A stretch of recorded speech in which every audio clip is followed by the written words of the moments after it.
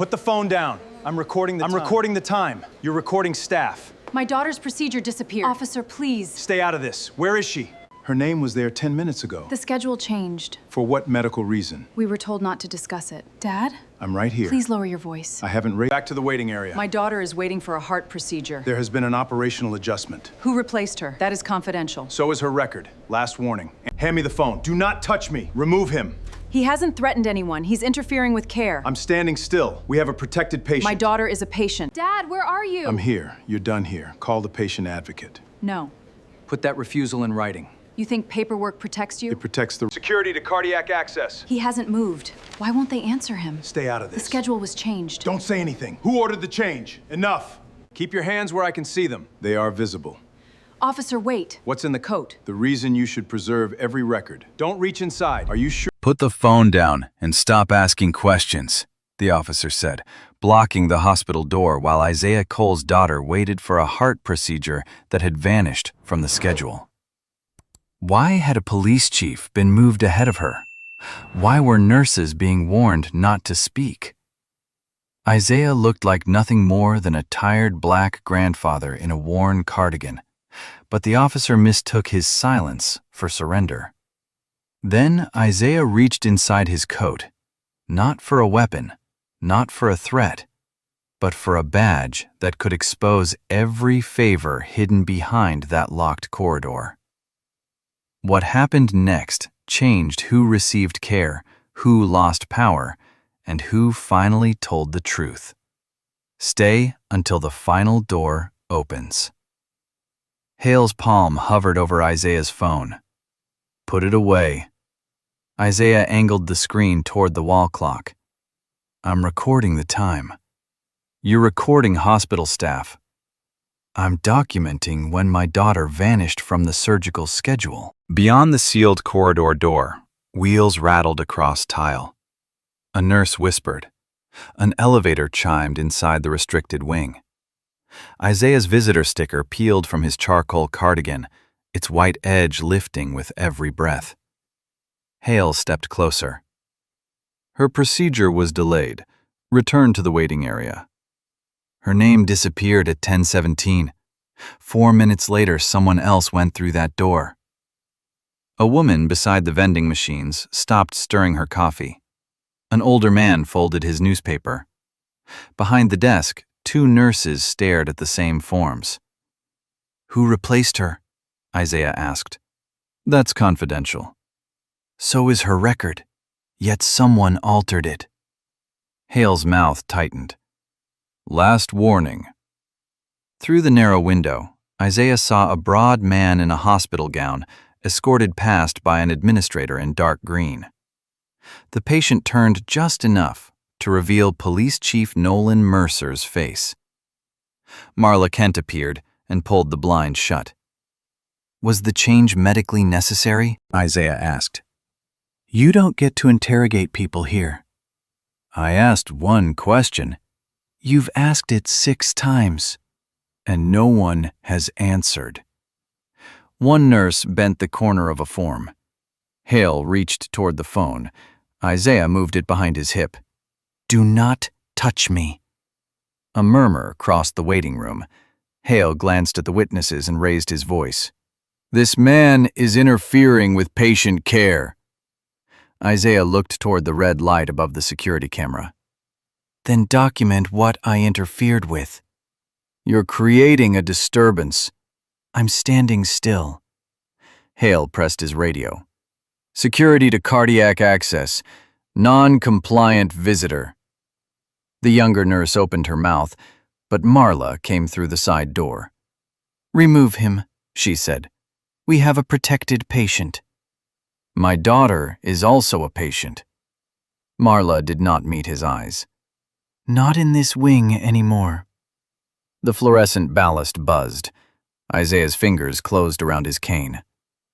Where is she? Go back to the lobby, Hale ordered. Where is my daughter? Hale shifted between Isaiah and the desk. You are done here. The woman by the vending machines lifted her phone against her coat, camera pointed low. The older man lowered his newspaper. Isaiah studied Hale's face. Beneath the authority was fear of disappointing whoever waited behind the locked door. "Call the patient advocate," Isaiah said. "No." "Put that refusal in writing." Hale laughed once. "You think paperwork protects you?" Isaiah slipped his phone into his pocket and reached for his overcoat. Hale stiffened. "Keep your hands visible." Isaiah stopped. With 2 fingers, he opened the coat. Beneath its worn lining sat a leather credential case. Marla recognized it first. Her lips parted. "Sir," Hale said, "do not reach inside." Isaiah moved both hands away. The peeling sticker fluttered again. From behind the sealed door came a muffled voice. "Chief, we're ready." Isaiah glanced at the camera, then back at Hale. "Are you sure?" he asked. "You want the next 30 seconds preserved exactly as they happen?" At 6:45 a.m., snow had buried the steps of North River Medical Center. Isaiah Cole planted his wooden cane on the cleared concrete and held the glass door while his daughter stepped inside. Meltwater darkened the shoulders of his charcoal cardigan in uneven dots. The lobby smelled of coffee, disinfectant, and wet wool. "Slow down, Dad," Celeste said. "I am moving slowly." "You're racing the door." Behind them, Amara shifted the overnight bag higher on her shoulder. At 23, she had her mother's quick eyes and the careful hands of a nursing student. "He's been awake since 4. 4:10, Isaiah corrected. Celeste pressed her folder to her chest. "Today, you're not investigating anything." "I came as your father." "Then sit when they tell you." "I'll consider it." The registration clerk passed over a clipboard. Isaiah turned it so Celeste could sign without bending. His old silver wristwatch flashed under the lobby lights, the initials RC scratched into the back. A nurse in blue scrubs noticed. "Your wife?" Isaiah covered the watch with his cuff. "Yes." She introduced herself as Tessa Mills, 32, with copper-framed glasses and a habit of clicking her pen twice before speaking. She checked Celeste's bracelet, then the schedule. "Procedure at 11:20. Pre-op at 8:45. Dr. Shah's team is ready." Celeste exhaled. The paper bracelet rustled against her sleeve. "See?" Amara said. "Everything's where it should be." Isaiah folded the appointment letter along its crease. "Good." Tessa studied him. "You don't sound convinced." "I sound awake." They crossed to the cafe alcove, where warm lights softened the morning. Isaiah bought tea, a dry bagel, and a cup of ice Celeste was not allowed to drink from. He placed it near her anyway. "For after," he said. She smiled. "Mom used to do that." "I know." The espresso machine hissed. Isaiah turned the teacup so its handle faced Celeste, then set his phone on the table. A notification glowed across the screen. He read the first line and locked it. Amara noticed. "Federal emergency?" "Someone else's problem." "That has never stopped you." "Today it will." He powered the phone off and slipped it into his coat. Celeste watched until the screen went black. "Thank you," she said. At 8:37, Tessa returned with a wheelchair Celeste insisted she did not need. "Hospital policy," Tessa said. "I can walk." "And I can lose an argument professionally." Celeste sat. Isaiah tucked the blanket beneath her knees while Amara took the folder. The elevator opened with a soft chime, releasing colder air from the corridor. Tessa checked her tablet. "Room 412 first, then pre-op." Isaiah stepped beside the chair. "Dad, if they take me through doors you can't follow, don't make that face." "What face?" "The one that makes people confess things." Amara smiled. Tessa did too. Isaiah placed one hand over Celeste's and felt the thin bracelet beneath his thumb. "I'll be right outside." The elevator began to close. Across the lobby, a dark green administrator's jacket vanished behind frosted glass. A man's voice said, "The chief wants the slot confirmed before 9. Isaiah looked up. The doors shut before he could see who had spoken. The elevator opened on the 4th floor at 8:42 a.m. Tessa pushed Celeste toward room 412 while Amara carried the overnight bag and Isaiah followed, his cane tapping polished tile. The air smelled of antiseptic. "Blood pressure first," Tessa said, "then consent review." Celeste settled onto the bed. The paper beneath her crackled. Isaiah placed her folder on the tray table and squared its edges. "You're making the room behave again," she said. Tessa's tablet chimed. She clicked her pen twice. "That's odd." "What changed?" Isaiah asked. "Your pre-op time moved." "To when?" 10:45. The procedure still says 11:20. "That's not enough preparation time," Amara said. "I know." A second alert appeared. "Now it says pending," Tessa said. "Pending what?" "I'm going to scheduling." Through the narrow window, Isaiah watched her cross toward a workstation. The woman in the dark green jacket from the lobby spoke quietly to a clerk. Amara joined him. "Same administrator." Isaiah nodded. "Dad," Celeste said, "don't start." "I haven't moved." "You never need to." 5 minutes passed, then 7. The monitor pulsed softly. Carts rolled at the far end of the corridor. An elevator chimed. Tessa returned without her tablet. "They're reviewing staffing." "Who is they?" Isaiah asked. "Operations." "What staffing issue?" Her eyes shifted toward the glass. "I wasn't told." Celeste leaned back. "Will it happen today?" "I'm trying to confirm that." Isaiah raised the appointment letter. "May we see her line on the current schedule?" "I can print it with other names covered. Wait in the consultation room." The room across the hall was overlit. Amara paced from door to window. Isaiah remained standing, one hand on his cane. At 9:06, the wall screen refreshed. Celeste Cole disappeared from the procedure list. Amara stopped. "That isn't a delay." Isaiah pressed the call button. "Tessa?" No answer came. Behind frosted glass, the woman in green accepted a sheet from the clerk. Her silver badge read, "Marla Kent, Operations." She wrote a name into the 11:20 slot, then covered the line as someone approached. Isaiah opened the door. Marla looked up. "Sir, remain with your family. My daughter's time was removed. We're managing an operational adjustment." "On what medical basis?" Her smile stayed fixed. "Clinical decisions belong to the care team." "Then let the care team explain." A service elevator chimed. 2 employees stepped out, followed by a broad-shouldered man in a robe beneath an open coat. An aide carried his bag. Marla opened the frosted door. "Take Chief Mercer directly through." Tessa appeared at the opposite end of the hall, holding a schedule. She stopped. Isaiah looked at Marla. Was my daughter displaced for him? "You are not authorized to discuss another patient." "I asked about mine." "Return to room 412. Celeste's bracelet rustled behind him. She stood in the doorway, gripping the frame. "Dad," she said.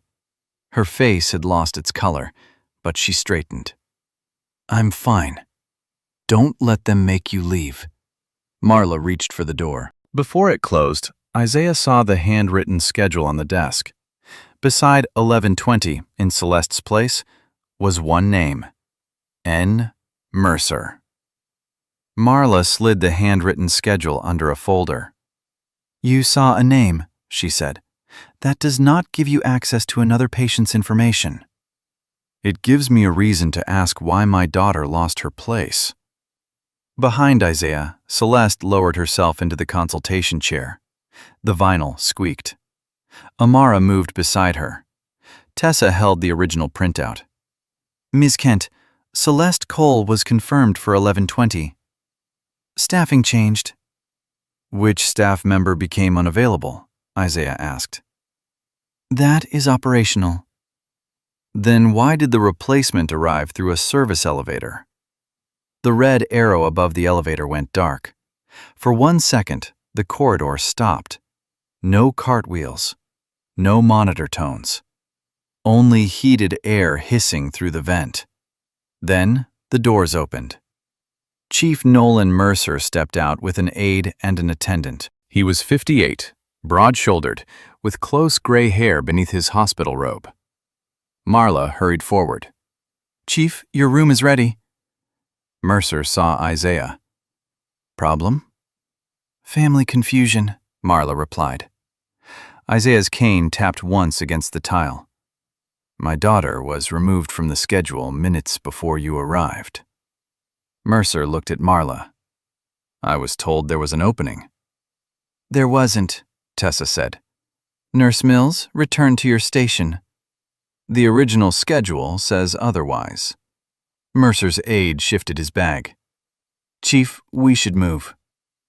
Isaiah watched Mercer's face. Is your procedure urgent? Marla stepped between them. You cannot question a patient.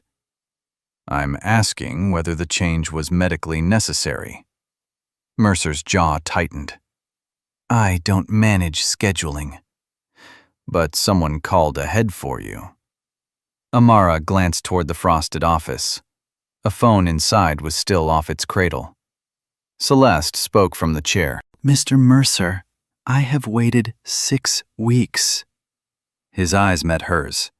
Her paper bracelet whispered as her fingers closed around it. I'm sorry, he said, but he did not step away. Marla opened the restricted door. Chief, please. Isaiah did not raise his voice. Who authorized the substitution? This conversation is over. No, Tessa said quietly. It isn't. The clerk behind the glass turned her monitor away. Mercer paused at the threshold. Marla, handle this. The door closed behind him. The elevator indicator remained black. Marla crossed to the nurse's station. From now on, the change is a technical delay. That is the language everyone uses. Tessa set the schedule on the counter. That would be false. That would be consistent. With what? With protecting this hospital. Isaiah looked at the camera. May I have a copy? Marla took the paper first. You may return to your daughter. I'm already with her. You are interfering with care. What care is she receiving now? Marla pressed the radio on her jacket. Cardiac access needs assistance. Tessa whispered, Mr. Cole, write down the time. Isaiah checked his silver watch. 9:14. Boot steps sounded from the stairwell. Officer Grant Hale emerged. He nodded to Marla, then studied Isaiah from his damp cardigan to his wooden cane. Which one is causing trouble? He asked. Marla pointed directly at Isaiah. Above the service elevator, the red arrow flickered back to life. That's him, Marla said. Hale approached, boots leaving dark crescents. Sir, step away from the desk. My daughter's procedure was removed without explanation. You can explain it downstairs. I asked for the patient advocate. You were told to stop interfering. Tessa stood behind the counter. Amara remained near Celeste, who sat folded forward in the consultation chair. Isaiah glanced at her. I'm staying where she can see me. Hale's jaw flexed. Empty your pockets. For what purpose? Hospital safety. Then state the concern. You are refusing instructions. The waiting area had gone quiet. A man held an open newspaper without reading. The woman near the vending machines watched over her coffee. Marla placed a gray plastic tray on the counter. Wallet, keys, phone, Hale said. Isaiah set down his keys, a handkerchief, and 3 coins. The tray scraped across laminate. He removed his silver watch last. The metal felt cold against his fingertips. He laid it beside the coins, the initials RC hidden against the plastic. Coat, too.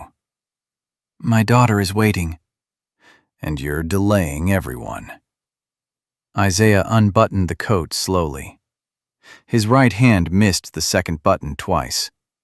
No one spoke. When the coat came off, he reached for his cane. Leave it, Hale said. I need it to stand. You're standing now. The cane remained against the wall, 6 feet away. Amara stepped forward. He has arthritis. Hale raised a hand. Stay back. He is 67.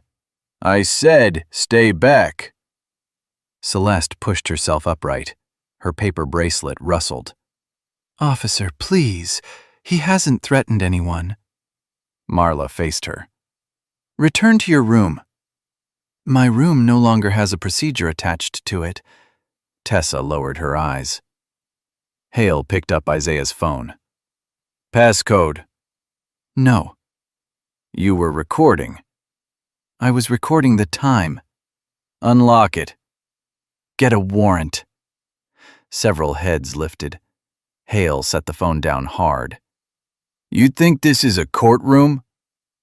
No. In a courtroom, refusals are usually written down. The older man lowered his newspaper. Hale leaned closer.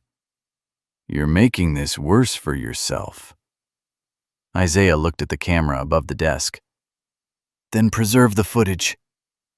Marla reached for the tray, but Tessa caught its edge. Inventory first, Tessa said. Marla stared at her. Let go. Hospital policy requires a witness signature. Hale's expression shifted. Write the time, Isaiah told Tessa. She checked the clock. 9:22. Marla pulled the tray away. The silver watch slid, struck the corner, and spun before stopping beside the coins. Isaiah's hand tightened. Celeste saw the initials on its back. Mom's watch, she whispered.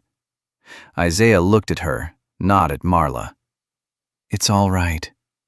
Her mouth closed around a reply. Owen Price arrived from security with a badge clipped crookedly to his belt. He surveyed the tray, cane, and watching patients. What happened?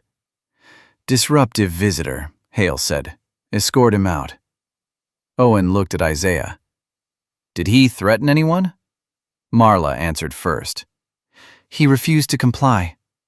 That wasn't my question. A monitor sounded once behind the consultation room curtain, then again. Celeste turned toward it.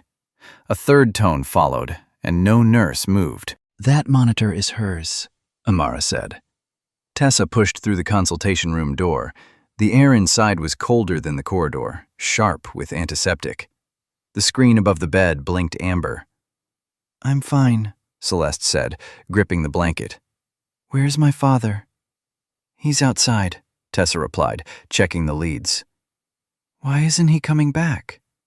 No one answered. In the corridor, Hale stood between Isaiah and the room. Owen remained beside the tray. My daughter called for me, Isaiah said. She called for a nurse. She used my name. You're not entering. Through the curtain gap, Isaiah saw Celeste's paper bracelet brush the white sheet. Amara stepped out. A lead came loose. She asked for him. Hale pointed back. Stay inside. I'm her emergency contact. And I'm giving you an instruction. Owen glanced at the camera. Grant, give him 1 minute. Not your decision. A cart squealed around the corner. Dr. Priya Shah, 34, hurried beside it, dark hair escaping a loose knot. She checked Celeste's chart.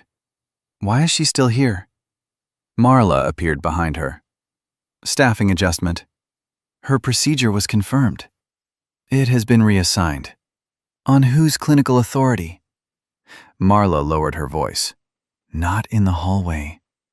Priya did not. She completed preparation and has been fasting since midnight. Moving her without medical cause is not an adjustment. Marla stepped closer. Doctor, come with me. I need an answer. You need to remember who runs operations. Operations does not decide cardiac priority. Without his cane, Isaiah moved one stiff step toward Celeste's door. Dad? She called. I'm here. Her hand appeared around the curtain. Hale blocked the gap. That's enough. Inside, Celeste asked, Why won't anyone tell me what's happening? Amara answered because the staff would not. They gave your time to someone else. Did they make him leave? Not yet, Hale said. Tessa's pen clicked twice. She wrote 9:28 a.m. on a medication label, then slipped the original schedule beneath Celeste's consent forms. Marla saw her.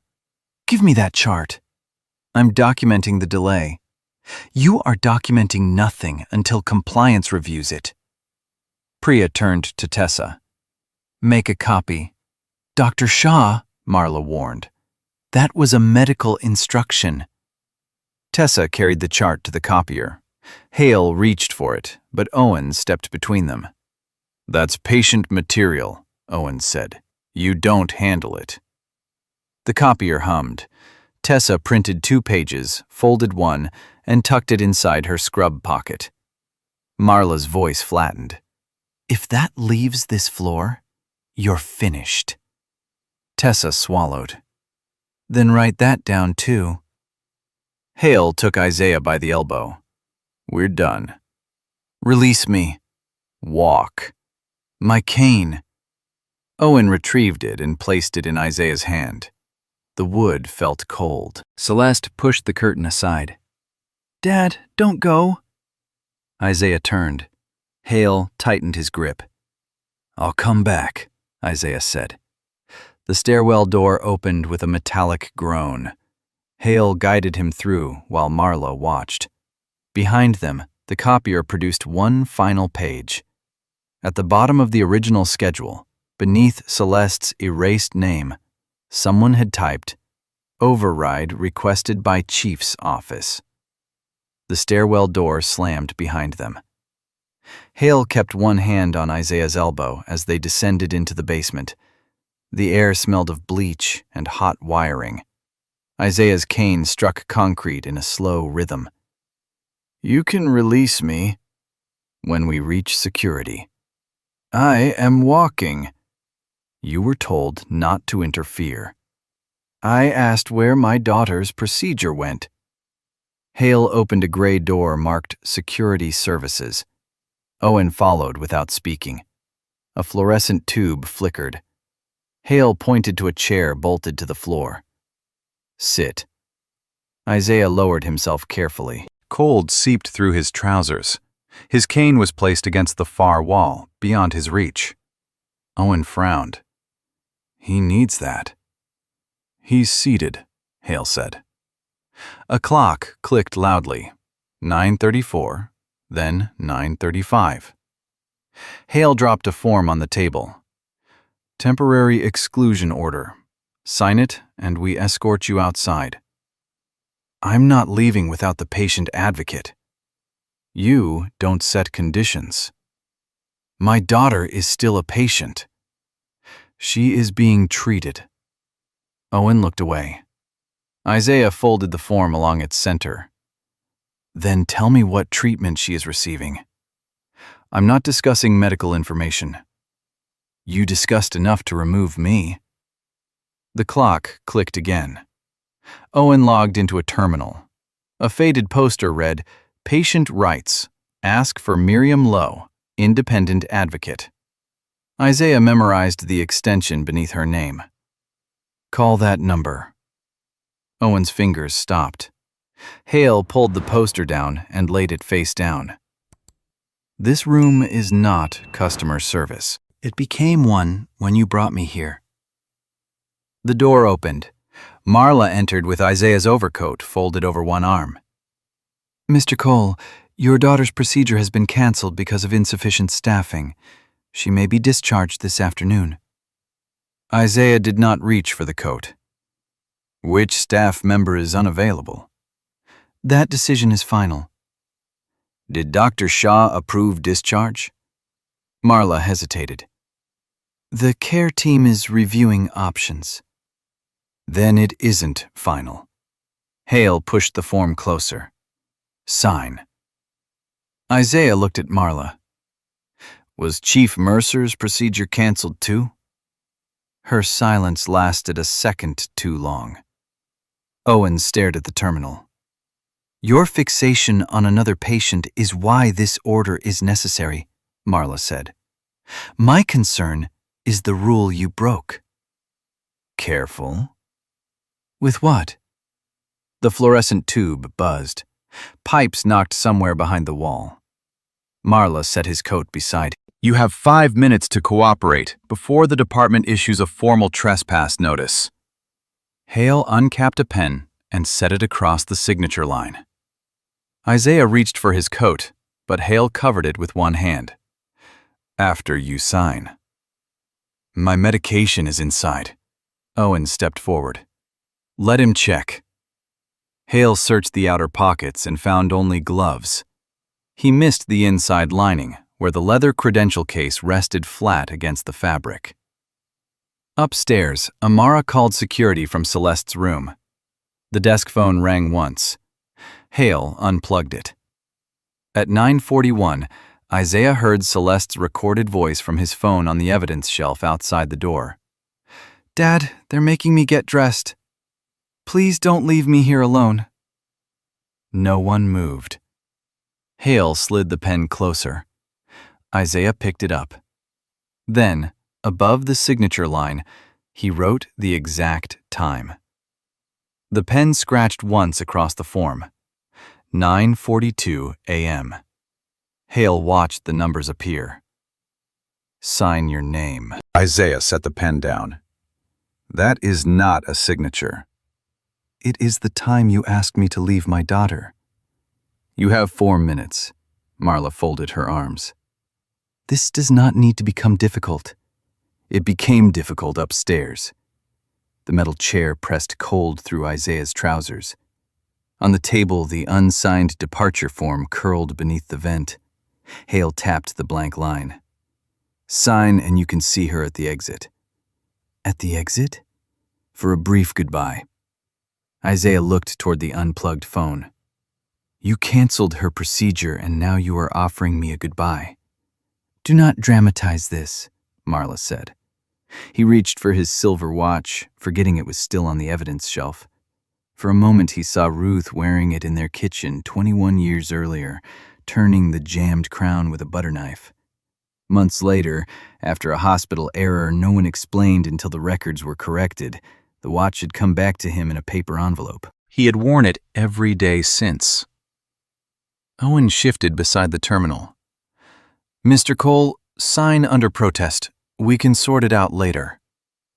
Later is where institutions bury people. Owen lowered his eyes. Hale checked the clock. 3 minutes. Isaiah picked up the pen. The cap clicked against his thumbnail because his hand would not stay still. Marla noticed. You are tired. Go home. Celeste's voicemail seemed to fill the room. Please don't leave me here alone. He lowered the pen toward the line. Then the second hand crossed 12, and Isaiah noticed the form's printed time. 9:51 a.m. He looked at what he had written. 9:42. This document says it was issued 9 minutes from now. Hale leaned over. Clerical error. The exclusion code was entered at 9:39. Marla reached for the paper. Isaiah folded it once and held it to his chest. Give me that. You prepared the order before I entered this room. We anticipated your refusal. You anticipated removing me. Hale stepped around the table. Hand it over. Isaiah did not move. Call Miriam Lowe.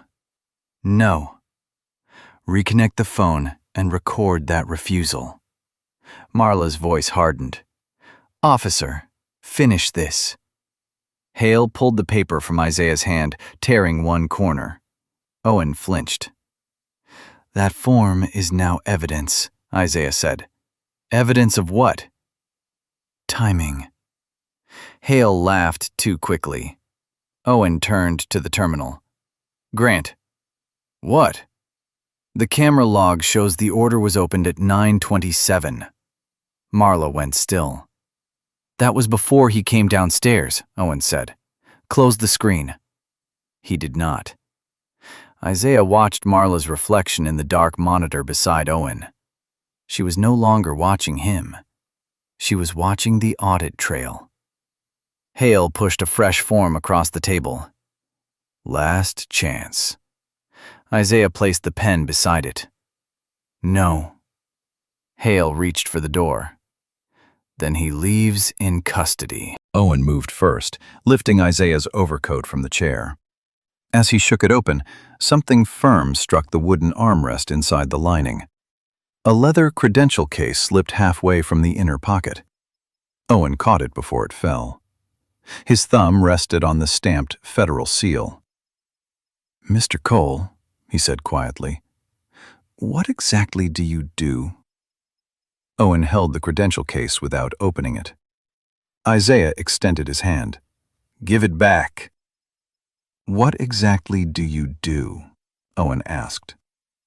I investigate federal health care misconduct.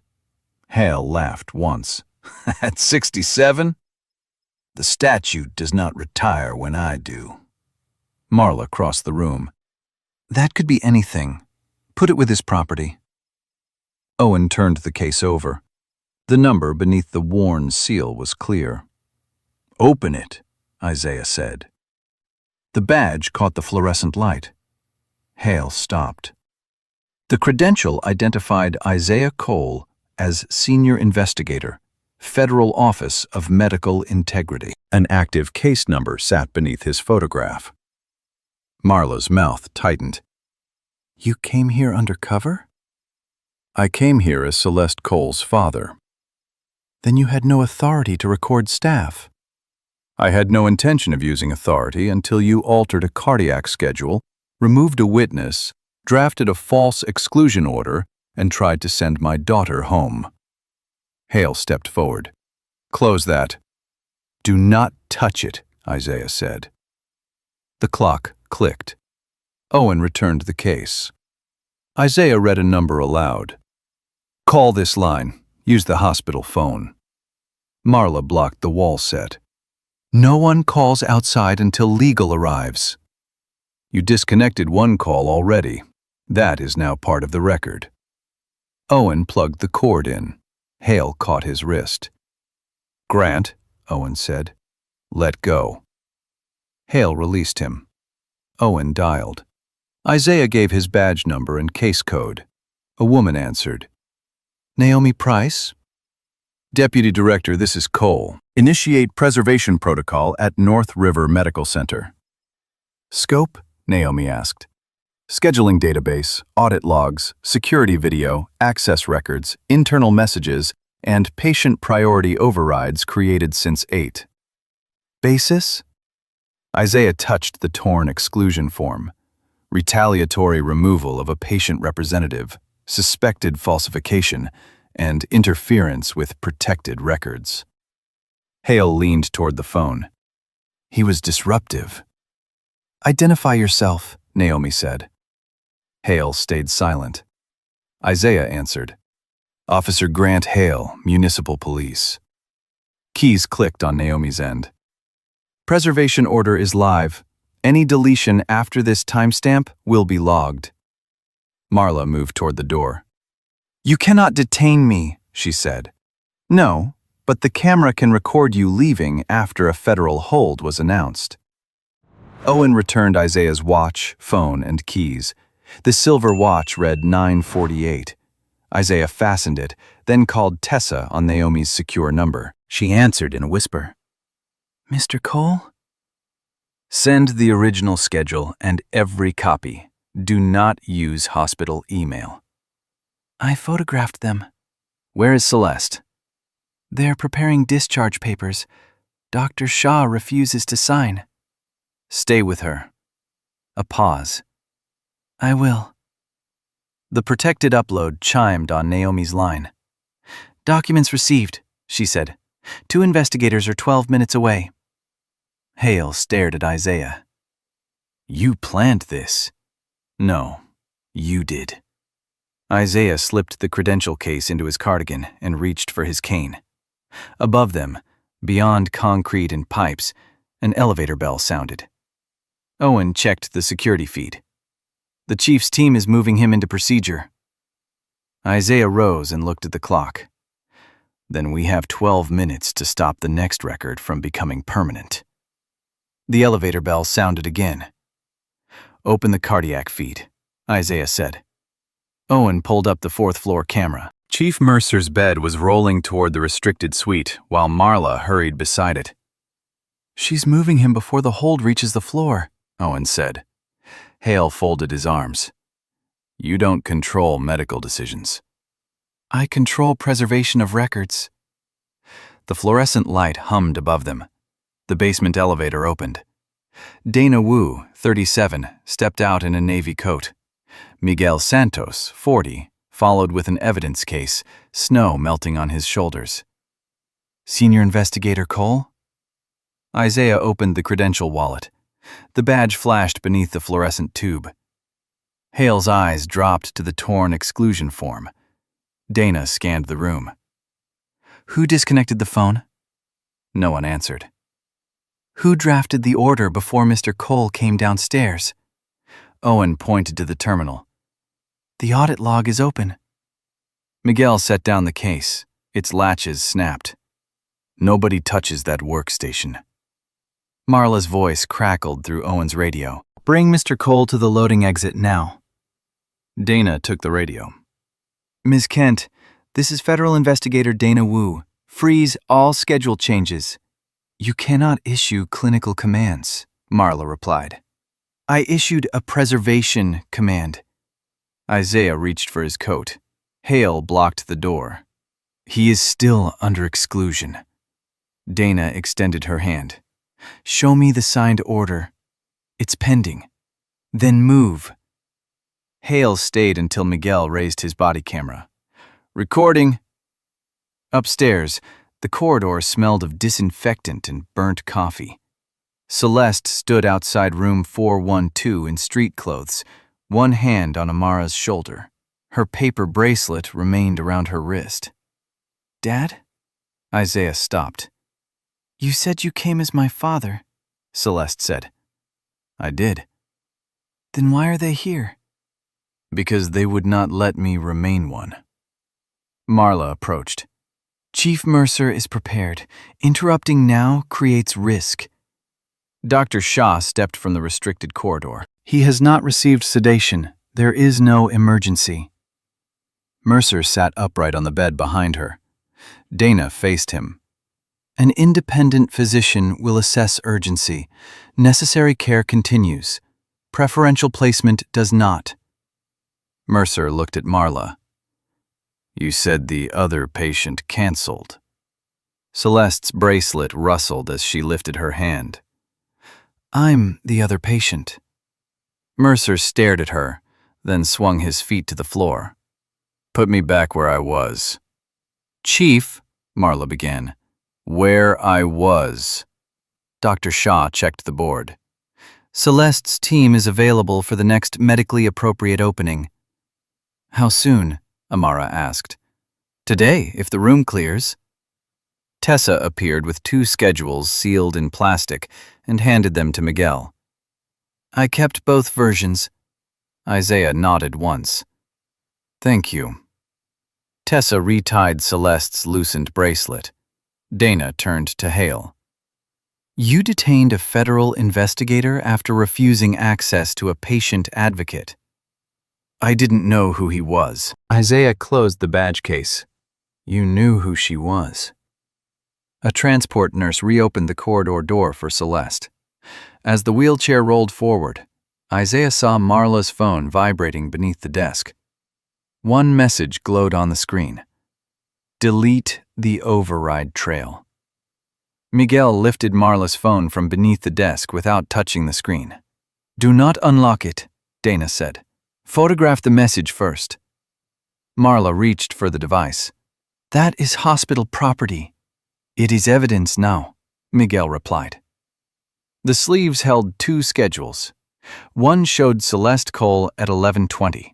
The other showed Nolan Mercer in the same slot, entered 7 minutes after a call from the chief's office.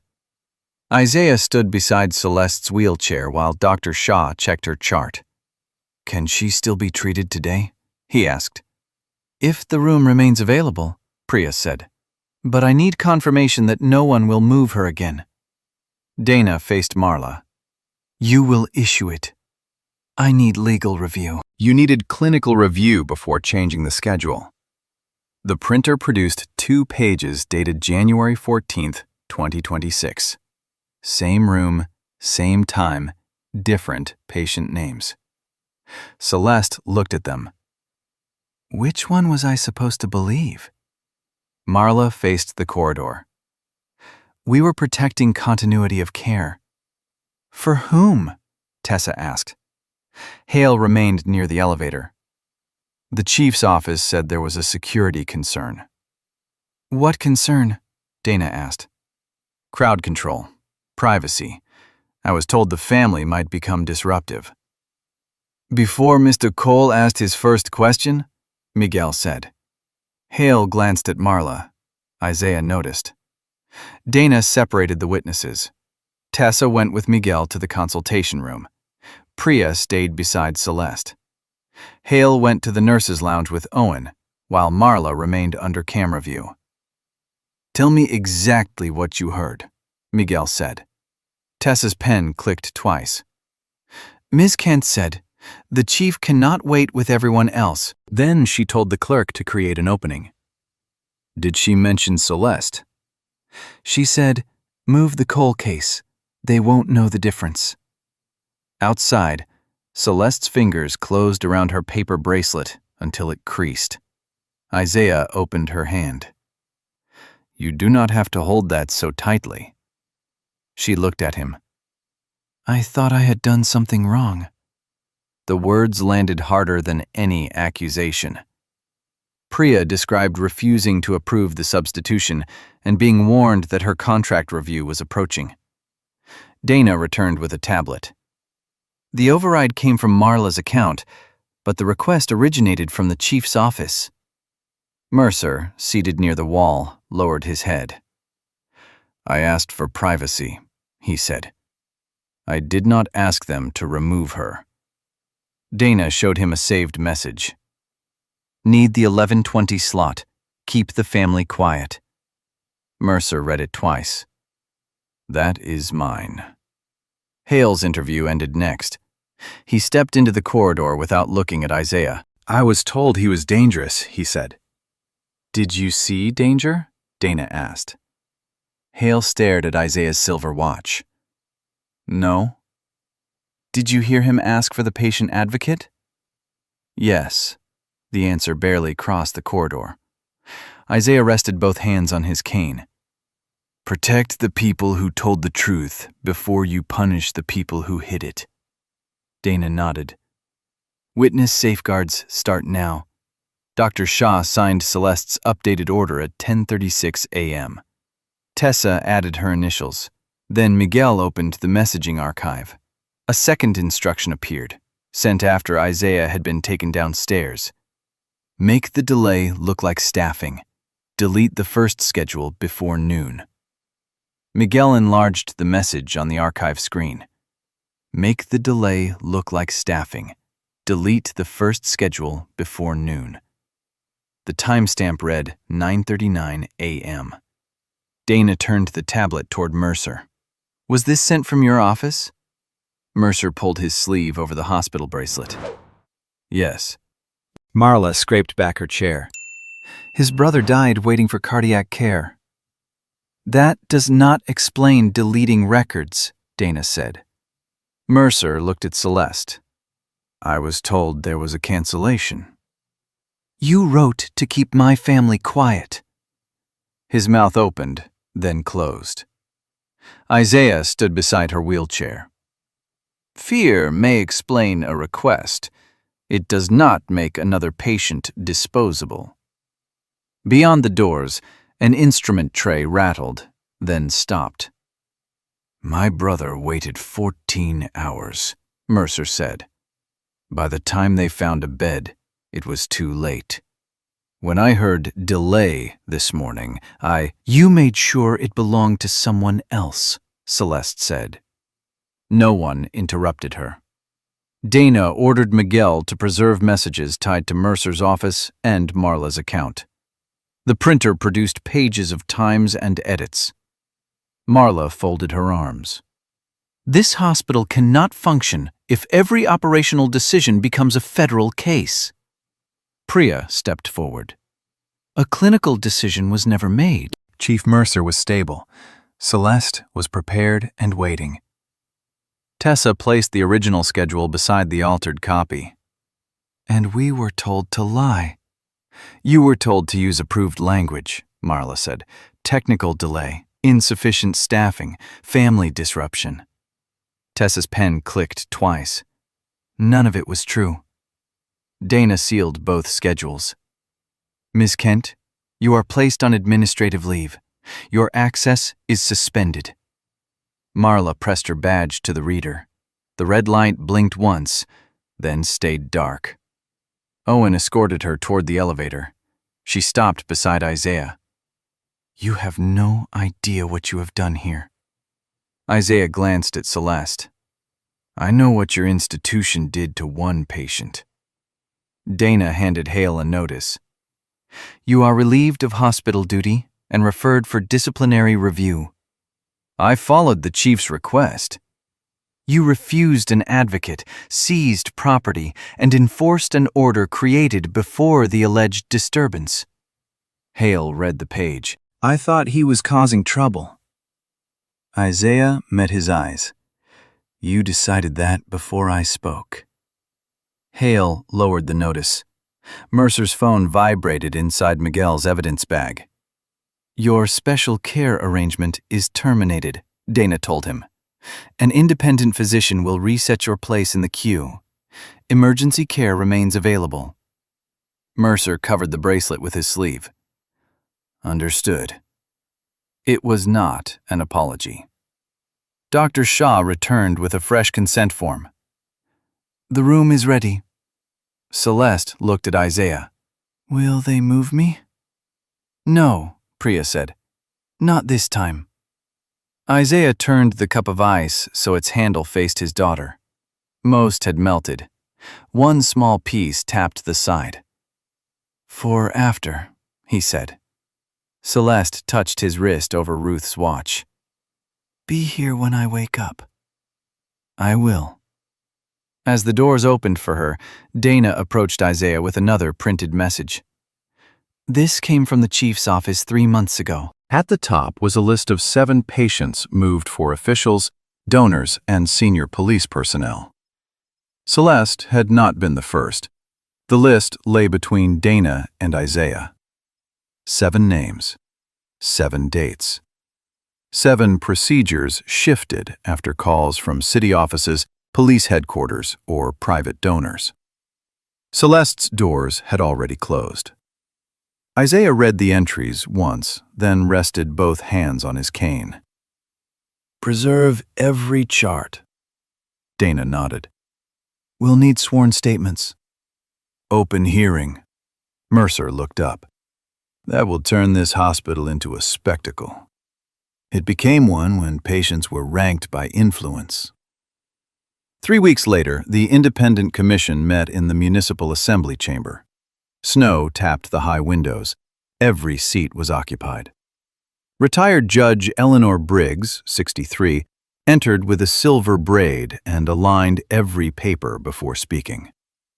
This hearing concerns scheduling interference, retaliation against staff, and misuse of public authority. The doors will remain open. Tessa testified first. She clicked her pen twice, then set it down. "We were taught to call it continuity," she said. "If an important person wanted a room, we were told not to ask who lost it." Marla's attorney leaned forward. "No written policy says that." "No," Tessa replied. "The written policy says the opposite." She described Celeste's erased slot, the warning in the corridor, and the copy hidden in her scrub pocket. Her voice faltered only when she recalled Celeste asking whether she had done something wrong. Priya followed with the records. Chief Mercer was stable. Celeste Cole had completed preparation. There was no medical reason to replace her. Mercer stared at his folded hands. Then Hale took the witness chair. "The visitor was agitated," he said. Dana played the hallway recording. Isaiah's voice came through the speakers. "Put that refusal in writing." The room stayed still. Hale shifted. "He kept questioning staff." Judge Briggs looked over her glasses. "Is that a safety threat?" "Not by itself." "Did he threaten anyone?" "No." "Did he raise his voice?" Hale glanced toward Isaiah. "No." The basement footage followed. The cane placed out of reach, the unplugged phone, the exclusion order created before Isaiah arrived. A woman in the second row covered her mouth. Hale's shoulders lowered. "I should have called the advocate." "You should have seen a father," Isaiah said. Judge Briggs turned to him. "Mr. Cole, give your statement." Isaiah moved to the microphones. The wood felt cool beneath his palms. He folded both hands over his cane and waited until the shutters stopped clicking. "My daughter received care," he said. 7 other families may still believe their delays were accidents. Before this commission discusses punishment, find them. Tell them what happened. Correct their records. Marla was dismissed after the board confirmed falsification and retaliation. Mercer resigned before the session ended. Hale was referred to a disciplinary panel with his certification under review. Outside, reporters called Isaiah's name. He did not stop. Dana caught him beside the elevator and handed him a sealed envelope. "What is this?" "The hospital's internal review." The indicator blinked. Isaiah opened the first page. Beneath the 7 known names, an auditor had added a handwritten note. Possible additional cases, 43. The handwritten number stayed on the page. 43. Isaiah read it again as the elevator carried him down. Dana stood beside him. "Known delays?" he asked. "Possible overrides. Some records are incomplete." "Then no announcement until every patient is contacted." "You're protecting the hospital?" "I'm protecting people from learning about care through a headline." By February, North River's restricted corridor had been emptied. The sign marked "Authorized Personnel Only" lay on a cart, its screws in a paper cup. Workers removed chairs reserved for officials and rolled diagnostic equipment through the same doors. Isaiah watched from the lobby while Celeste had a follow-up upstairs. His cane rested against his knee. Ruth's watch ticked beneath his cuff. Judge Briggs joined him with a binder. "The settlement is ready. You asked for more than discipline." "Discipline removes people. Procedure removes opportunity." She opened the binder. "No police officer, city official, donor, or executive may alter clinical priority. Every schedule change requires a physician's reason, a timestamp, and notice to the displaced patient. And the audit log? Locked from local deletion. Independent review every quarter. Tessa approached in navy scrubs. She now led a reporting office beside the lobby. The hotline went live at midnight, she said. 3 calls already. Retaliation protection? Paid leave during review. Outside counsel. Anonymous upload. Priya came through the former VIP doors with a tablet. The public dashboard is active. It shows delays by medical reason, not names. Transparency without exposure, Isaiah said. Across the lobby, Owen installed a board explaining patient rights. Miriam Lowe's name appeared at the top, large enough to read from the entrance. Hale's certification hearing remained pending. Marla had appealed her dismissal. Mercer had resigned and entered the ordinary cardiac queue. Necessary care had never been denied. Privilege had. A trustee approached Isaiah. The board would like to name the oversight program after you. No. It would honor what you did.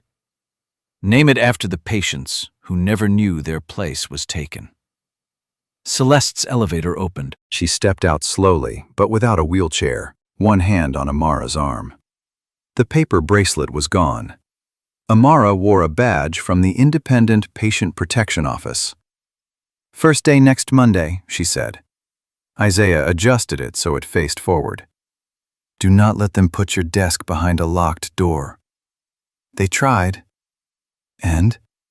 "I moved it into the lobby." Celeste smiled. "She gets that from you." "No," Isaiah said, turning the silver watch toward the light. "She gets it from Ruth." A drill whined above the corridor. The old sign came loose and landed flat on the cart. No one applauded. Tessa opened the new office door and placed a chair beside her desk for whoever arrived frightened, confused, or unheard. Dana handed Isaiah the final policy order. He signed only after checking the timestamp. Then the speakers announced that scheduling decisions would follow documented medical need. Isaiah looked toward the diagnostic corridor where the private entrance had once been. The doors opened. This time, no one was moved aside. 3 months later, Celeste stood at Isaiah's kitchen counter and cut 2 apples into uneven slices. "You're supposed to be resting," Isaiah said. "I rested through January." "You argued through January." "That too." Morning light warmed the table. Amara's patient protection badge was clipped to her jacket. That week, she stopped a dialysis appointment from being moved for a donor. "What did you say?" Celeste asked. "I asked for the medical reason in writing." Isaiah lifted one eyebrow. At North River, the former private corridor now held examination rooms and a public scheduling desk. Patients received written notice of changes, and an outside reviewer checked the locked audit log each quarter. Tessa ran the reporting office from the lobby. On a gray Tuesday, she opened the 43rd file. The patient was an elderly mechanic whose procedure had been moved twice for officials he had never met. Tessa called him. "There was an improper change to your care," she said. "The hospital is correcting the record." The man stayed quiet. "I thought I'd forgotten the date." Tessa removed her glasses. "You didn't forget." By spring, every affected patient had been contacted.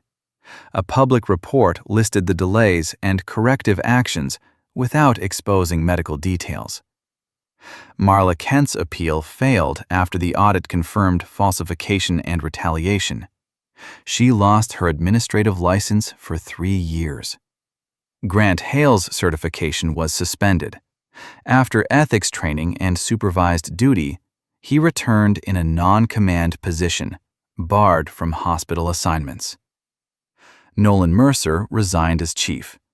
He received his heart procedure through the ordinary queue and later appeared before the oversight board without an aide. I used my fear as permission, he said. It wasn't. He sent Isaiah a handwritten apology. Isaiah left the envelope unopened for 6 days. On the 7th evening, rain tapped the kitchen window while Celeste slept on the sofa.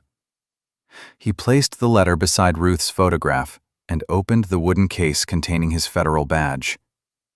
Retirement papers waited beneath it. Amara entered quietly. Are you going to answer him? Not tonight.